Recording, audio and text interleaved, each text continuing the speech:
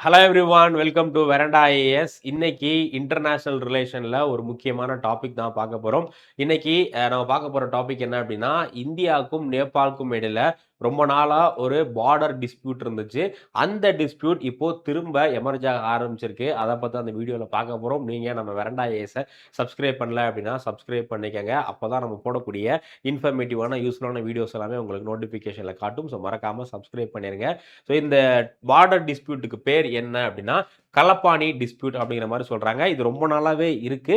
But இப்போ இந்த dispute வர்றதுக்கு முக்கியமான காரணம், நேபாள்ல ஜென்ஸி புரொட்டஸ்ட் நடந்துச்சு. ஜென்ஸி புரொட்டஸ்ட்ல பழைய கவர்ன்மென்ட் எல்லாமே அ பிஎம் எல்லாமே பதவி ரிசைன் பண்ணாங்க. அதுக்கப்புறம் நடந்த எலக்ஷன்ல நேபாளுடைய புதிய பிஎம்மா பலேன் ஷா அப்படிங்கிற இவர் பதவி ஏற்றிருந்தாரு. இப்போ ரீசென்ட்டா நேபாள் பார்லிமென்ட்ல பேசும்போது பலேன் ஷா அவர்கள் ஒரு முக்கியமான விஷயம் பத்தி பேசியிருக்காரு.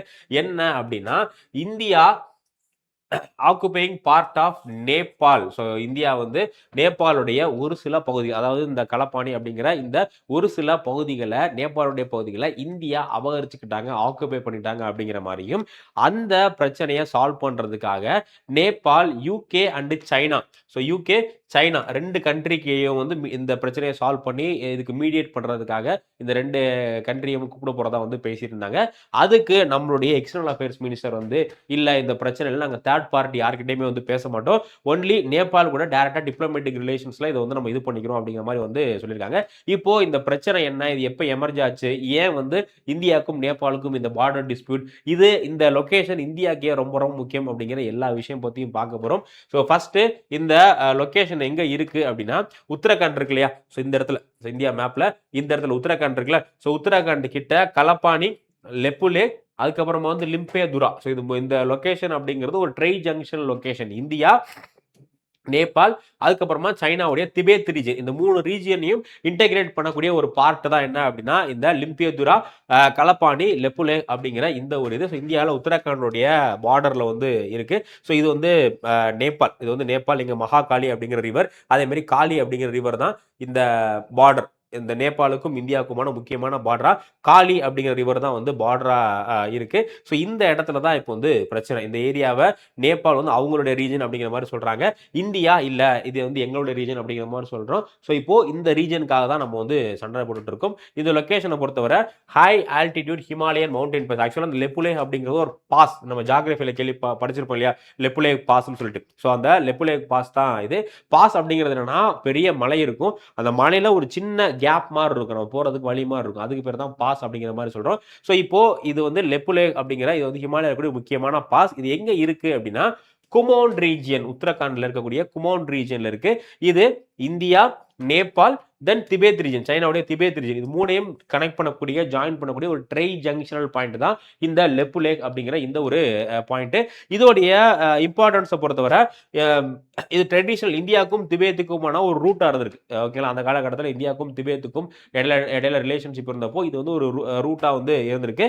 அது மட்டும் இல்லாம முக்கியமான ஒரு பில்கிரிமேஜ் சைட்டான மவுண்ட் கைலாஷ் இருக்கு இல்லையா, அந்த மவுண்ட் கைலாஷ் நம்ம போனாலும் சரி, இன்னும் நிறைய புத்திஸ்ட் ரிலிஜியஸ் சைட்ஸ்லாம் இருக்கு. அங்கெல்லாம் போகணும் அப்படின்னா நம்ம இந்த லெப்புலே அப்படிங்கிற பாஸ்ல தான் போக முடியும். குறிப்பா மான்சரோவர் ரேக் இருக்குல்ல, அதாவது மான்சரோவர் யாத்திராலாம் போவாங்கல்ல, அதெல்லாம் போறதுக்கு ஒரு முக்கியமான வழித்தடம் வந்து இந்த லெப்புலே பாஸ் அப்படிங்கிற இந்த ஒரு பேஸ் தான். ஸோ இது வந்து ஹிந்துஸ், புத்திஸ்ட், ஜெயின்ஸ், போன், இந்த மாதிரி எல்லாருடைய பில்கிரிமேஜ் சைட்ஸையும் நம்ம அக்சஸ் பண்ணணும். திபேத்தில் இருக்கக்கூடிய இந்த ஹிமாலயன் ரீஜன்ல இருக்கக்கூடிய பில்கிரிமேஜ் சைட்ஸ்க்கு இந்தியாவில இருந்து போகணும் அப்படின்னா நம்ம இந்த பாஸை கடந்து தான் போக முடியும். அதனால நமக்கு கல்ச்சரல் வைஸாவும் ரிலிஜியஸ் வைஸாவும் இது ரொம்ப ரொம்ப ரொம்ப ஒரு முக்கியமான ரீஜியன். ஸோ இந்த டிஸ்பியூட் எப்போ ஆரம்பிக்குது அப்படின்னா, சகுலி, ஸோ சுகோலி, சுகோலி அப்படிங்கிற ஒரு ட்ரீட்டி 1816 பிரிட்டிஷ் நம்ம ரூல் பண்ணிட்டு இருக்கும் போது 1816 என்ன பண்றாங்க அப்படின்னா ஒரு ட்ரீட்டி வந்து போடுறாங்க. இதுக்கப்புறமா ஆங்கிலோ நேபாள் வார். ஸோ பிரிட்டிஷ் நம்ம ரூல் பண்ணும்போது நேபாள அட்டாக் பண்ணி வார் போனாங்க. பர்மா, இந்த மாதிரி நிறைய கண்ட்ரிஸ், ஆப்கான், இந்த மாதிரி நிறைய கண்ட்ரிஸ் அட்டாக் பண்ணி வார் போனாங்க. ஸோ அந்த சமயத்தில் ஆங்கிலோ மராத்தா வார் அப்படிங்கிறது 1814 இருந்து 1816 வரை நடந்தது. ஸோ இந்த வார் முடிஞ்சதுக்கு அப்புறமா பிரிட்டிஷும் நேபாளும் சேர்ந்து என்ன பண்றாங்க, இந்த சுகோலி அப்படிங்கிற ட்ரீட்டி வந்து போடுறாங்க. இந்த ட்ரீட்டில என்ன பண்றாங்க அப்படின்னா, இந்தியாவுக்கும் நேபாளுக்குமான பார்டர் என்ன அப்படிங்கிறத ஃபிக்ஸ் பண்றாங்க. ஸோ அப்ப என்ன சொல்றாங்க அப்படின்னா, Kali river, so Kali river அப்படிங்கிற இந்த ரிவர் தான் accepted as the boundary between Nepal and India அப்படிங்கிற மாதிரி சொல்றாங்க.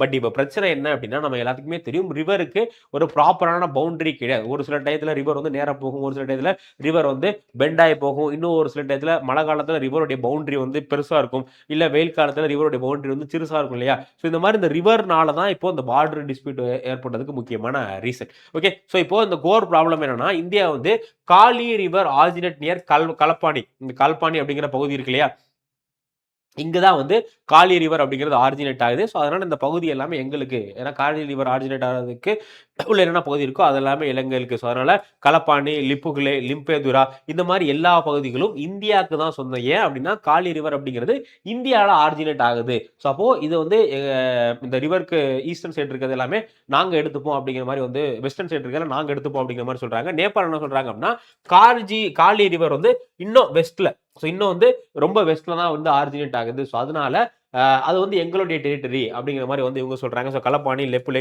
இதெல்லாமே இவங்களுடைய டெரிட்டரி அப்படிங்கிற மாதிரி இந்த ரிவரை வச்சு இந்தியா என்ன சொல்றாங்க, இந்த ரிவர் வந்து இந்தியாவில தான் ஆரிஜினேட் ஆகுது. ஸோ அதனால இந்த ரிவருக்கு உள்ள இருக்கக்கூடிய எல்லா பகுதியுமே எங்களுக்கு அப்படிங்கிற மாதிரி சொல்றாங்க.